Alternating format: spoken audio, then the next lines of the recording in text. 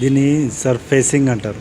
అంటే head gasket పోయినప్పుడు ఏమైందంటే వాటర్ బాయిల్ అవుతుంది కదా, బాయిల్ అవ్వడం కానీ ఓవర్ హీటింగ్ కావడం కానీ ప్రాబ్లం వస్తే దాన్ని హెడ్ గ్యాస్కెట్ పోయిందని అంటారు.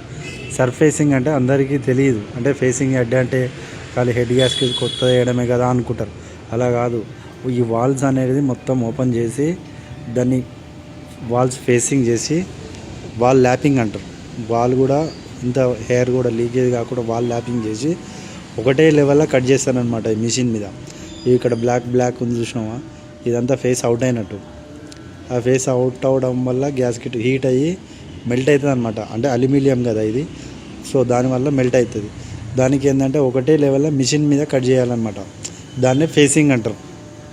ఒకటే లెవెల్లో ఫేసింగ్ కట్ చేసి దాని తర్వాత కొత్త గ్యాస్కెట్ వేసి ఫిట్ చేస్తే అప్పుడు మీకు హెడ్ గ్యాస్కెట్ ప్రాబ్లం అనేది పోతుంది అన్నట్ట.